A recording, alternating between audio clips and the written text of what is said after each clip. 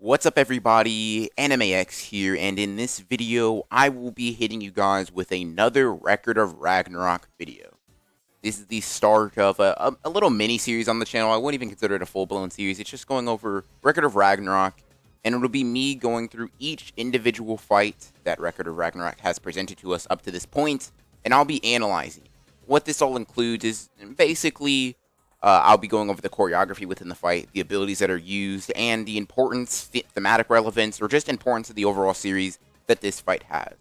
I would usually start like a fight analysis series or analysis series in general with the first chronological fight, but for this in particular, I wanted to start with my favorite fight in Record of Ragnarok, which is Adam versus Zeus, the first and most powerful human versus arguably the most powerful god in this verse.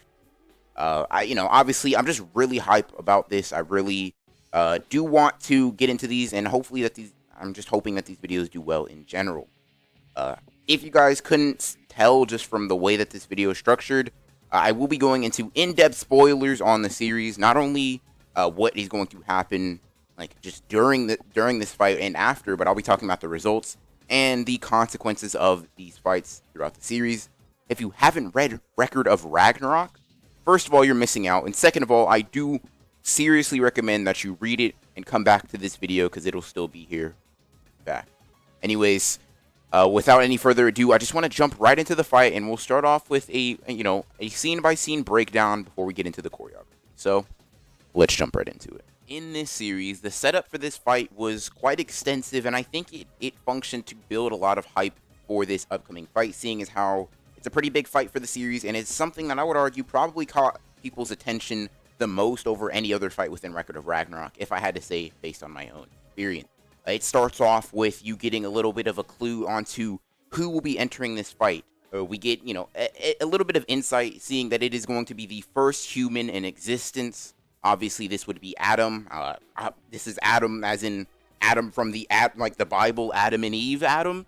So when he pulls up to the fight with some extensive flexing energy, I just have to say that I myself, and I would be willing to bet a lot that you, as a viewer or reader of this series, were pretty hyped. He pulls up to the fight with a lot of confidence.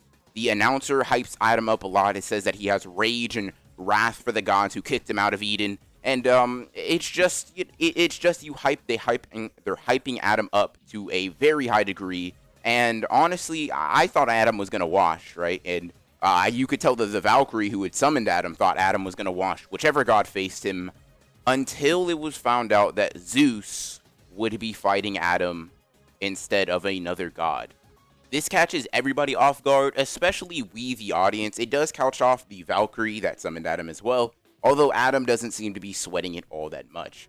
We see that Zeus, yes, Zeus himself, is the king of the gods, is actually pulling up to fight Adam himself, which is pretty surprising, and it sets the stage for quite an epic fight. Now, after seeing Zeus come here, and, without them really fighting, you could just see Zeus bulk up. He just gets big, right? He gets swollen with muscle, and he just stands in front of Adam, and you see Adam standing in front of him, tiny in comparison.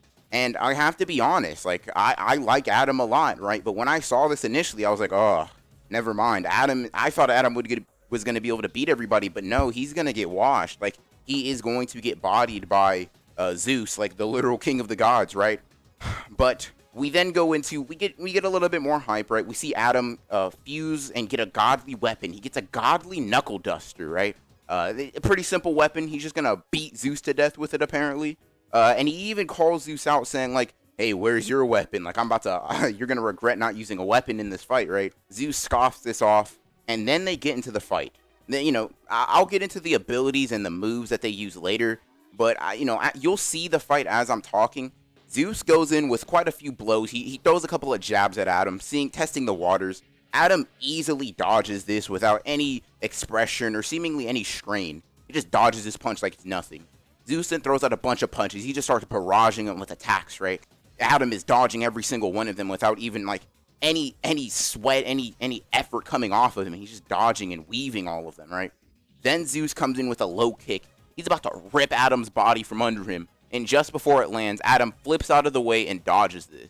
Now, if that wasn't enough, Adam then looks at Zeus and starts returning every single attack that he did, right? Copying him, effectively using a godly Sharingan, and basically just starts bodying Zeus with his own abilities, right? He's just putting the hands on the king of the gods, right? Surprising humanity, surprising the gods themselves, and surprising especially me, because since I was considering Adam might get washed here.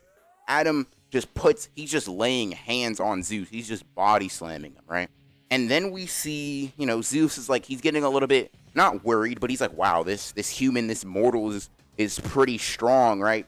And we just see Zeus continuously put out more and more attacks until he uses an attack that I'll explain later that was actually stolen from his father Kronos. And up until this point, this is definitely the most powerful and most broken attack that he has.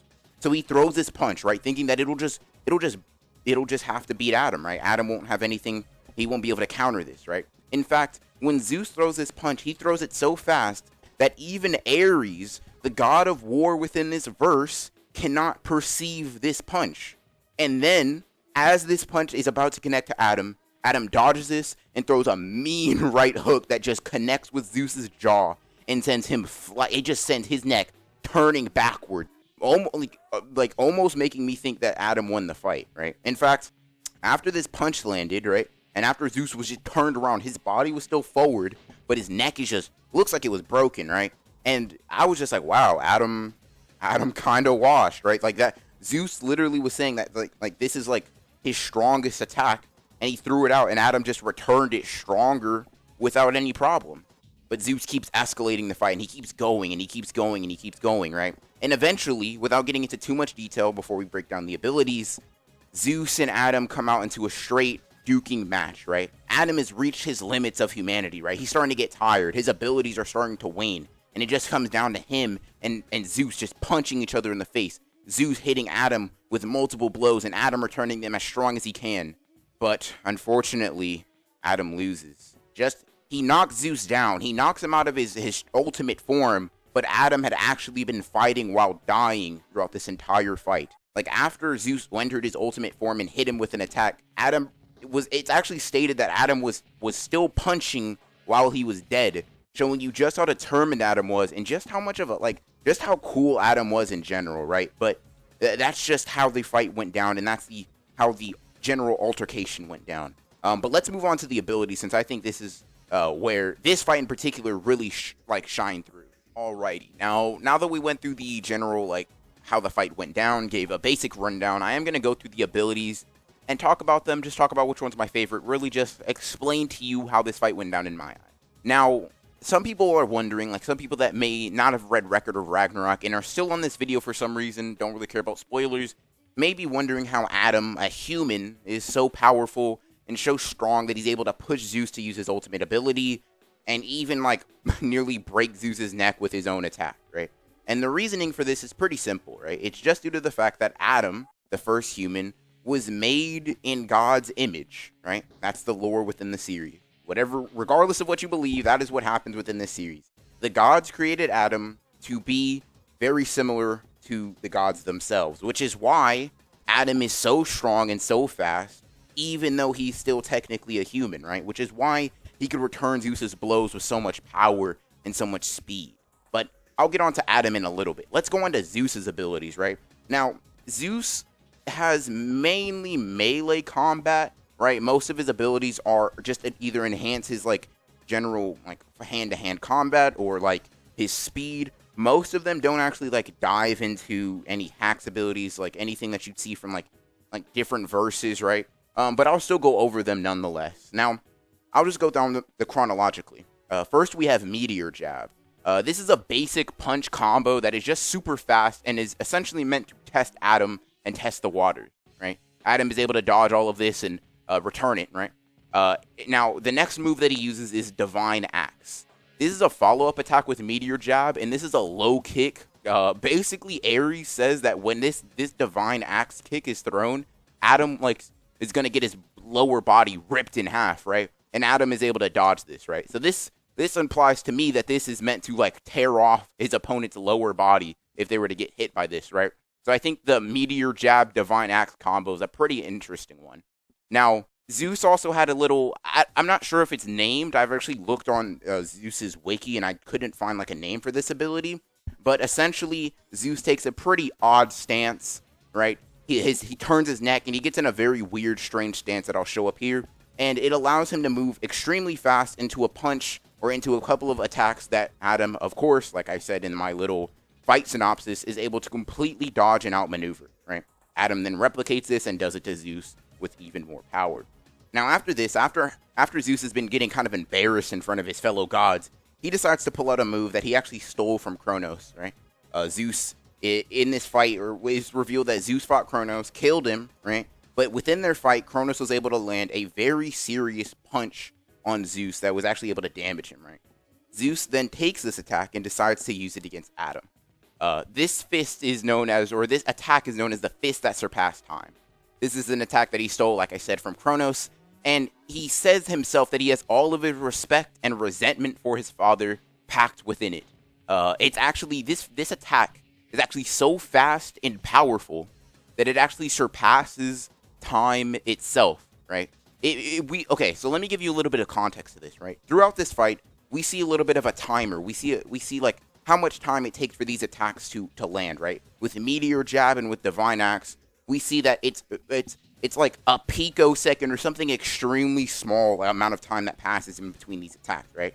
But when Zeus pulls out the fist that surpasses time, right? When he throws this punch and Adam returns it, absolutely no time passes, right? This is the attack that I was referencing that even Ares, the god of war, could not perceive, right? This is so fast that time literally is standing still, right? While he is punching, no time passes and Adam was able to return this, right? Which is just shows you how strong and how insane these characters are, right? But now let's move on to the ultimate ability of Zeus, right? You would think, wow, the fist that surpasses time isn't it, right? What else could he have? What other hacks does he have? This one isn't necessarily a hack. It's more of a buff or a power up that Zeus can get into. This is called Adamas, right? Adamas. What I'm going to call it Adamas for the sake of this video. If I'm wrong, you can scream at me in the comment.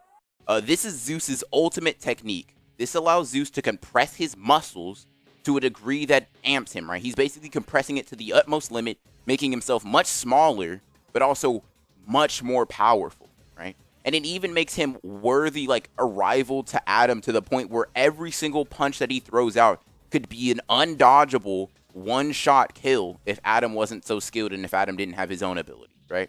Keep in mind that previously to this, Zeus was getting his neck broken and was getting absolutely bodied by Adam before. So this Adamas transformation is relatively potent and powerful, right? And of course, with such a powerful move, it is a self-destruct kind of technique. He has a strict time limit with this attack, or with this move, just due to the fact that, like, while his muscles are compressed, he's basically destroying himself, right? Which is kind of why this fight comes down to the wire. Now, we've gone over Zeus's abilities since Zeus has much more, or at least shows much more of his own unique abilities, but let's get into Adam's real quick. First, I'll go over Adam's indomitable will.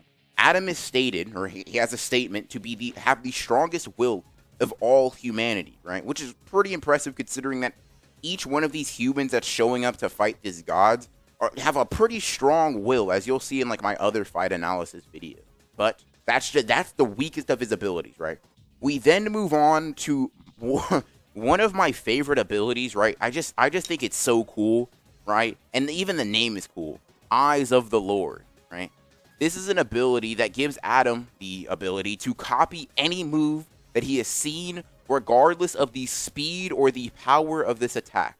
Now, this is granted to Adam basically just due to the fact that he is created in God's image, and he's supposed to be able to copy and replicate any attack he's seen, including attacks from the gods. Due to that, Adam technically possesses all of the abilities and techniques of his opponent, including Zeus, unless there's something like transformations like Adamis's or Zeus's Adamas form, right? He doesn't have something like that just due to the fact that it actually has to force him to change his body, right? But any ability that can actually like be replicated physically by Adam has, right? That means he has the fist that surpasses time, the Divine Axe, and the Meteor Jab, right? He has all of those abilities. Now, well, this has really no shown limits, right? I'm not going to say Adam can copy anything regardless, right? But while this has no shown limits within the series, Adam does have like a strain. It does take a strain on him, right?